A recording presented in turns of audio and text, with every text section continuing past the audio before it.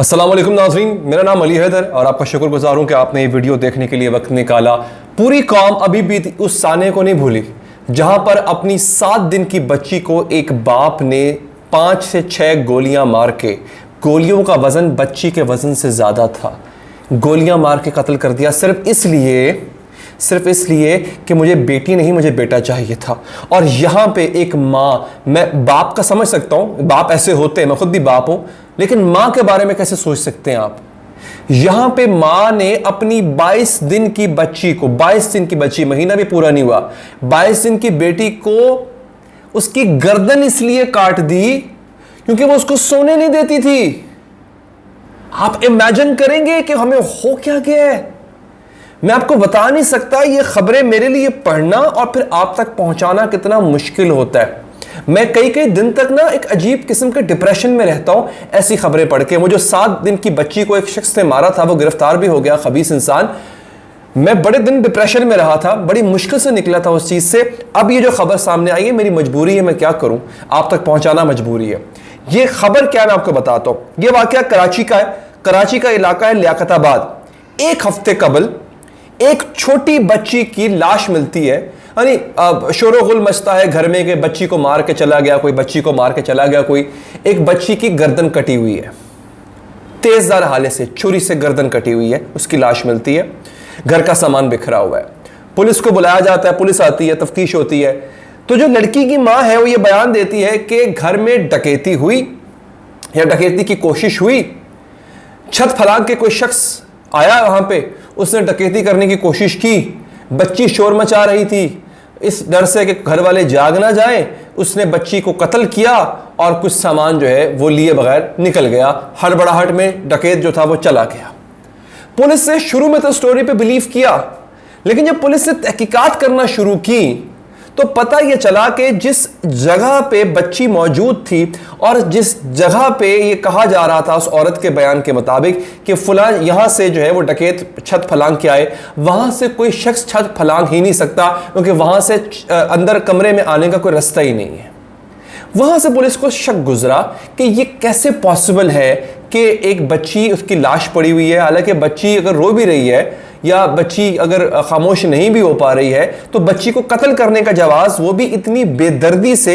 ये कोई डकैत नहीं, डकैत देखिए जब डाकू किसी को कत्ल करता है ना, याद रखिएगा, वो अपनी हिफाजत के लिए करता है कि मैं उसको कहीं अगला जो है जिसके घर वो डकैती करने गया है वो उसको नुकसान ना पहुंचा दे या पुलिस को ना बुला ले, या मोहल्लेदार इकट्ठे ना कर ले, लिहाजा वो अपने आप को सेव करने के लिए कत्ल करता है। लेकिन ये जो कत्ल ये है ना, ये तो साफ नजर आ रहा है कि नफरत वाला कत्ल है। पुलिस को नाज़रीन शक दौड़ा और पुलिस ने बाकायदा इसकी तफ्तीश शुरू की।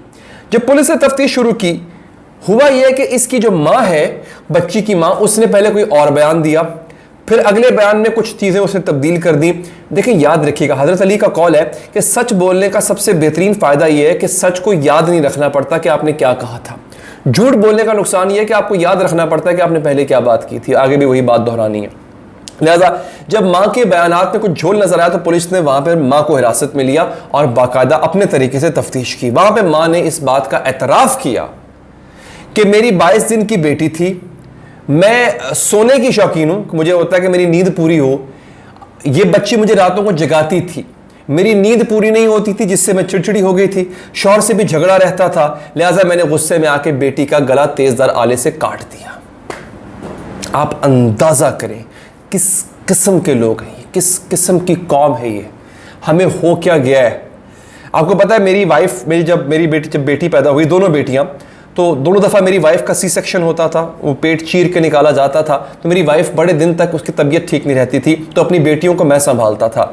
मैं जॉब भी करता था, मैं सुबह उठ के काम पे भी जाता था, मैं पूरी रात अपनी बेटियों के साथ जाग। आपके जो छोटा बच्चा होता है, जो माएँ मुझे देख रही होंगी वो उनको पता है, छोटा बच्चा जो होता है ना, 1 महीने या 2 या 3 महीने का भी, इनफैक्ट वो हर थोड़ी देर के बाद 2-3 घंटे के बाद जागता है, उसको दूध देना होता है, लिहाजा दूध पिला के या उसका पैम्पर वैम्पर चेंज करके आपको दोबारा सुलाना पड़ता है। आप सो नहीं पाते हो, ये माएँ अच्छी तरह जानती हैं, छोटे बच्चे के साथ आप सो नहीं पाते हो। तो मैं पता नहीं कितने महीने, क्योंकि मेरी वाइफ की तबीयत बहुत ज़्यादा बिगड़ गई थी, उनकी तबीयत बड़ी कॉम्प्लिकेशंस उनको आ चुकी थी, वो बच्चा नहीं संभाल पा रही थी। तो मैं कितने अरसा जॉब पे भी जाता था, मैं वीडियोज़ भी करता था, मैं अपनी बेटी को भी संभालता था रात में जाग जाग के। मोहब्बत से यार, मोहब्बत है।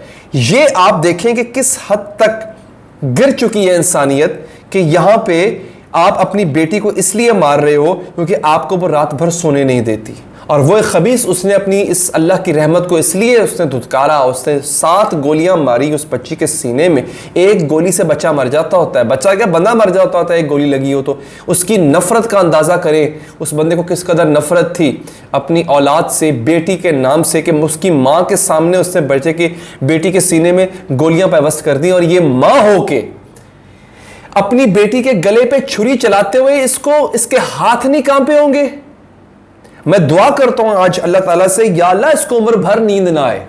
मेरी ये दुआ है कि इस बदबख्त औरत को जिस वजह से नींद की खातिर इसने अपनी बेटी को जान से मार दिया, अरे यार कोई आया रख लेते घर में, वो संभाल लेती है उसको।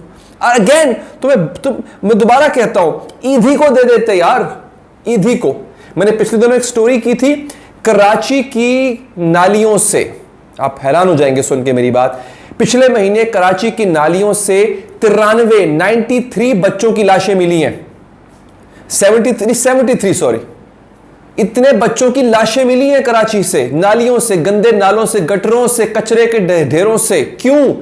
चाहिए नहीं था बच्चा, बेटी पैदा हुई उठा के कचरे में फेंक दिया, नाली में फेंक दिया। नाजायज औलाद थी, उठा के ये 73 या 93 अगर मैं गलत नहीं हूं तो एक मुतात अंदाजा लगा लें, 80 लगा लें आप, ये लाशें मिली हैं।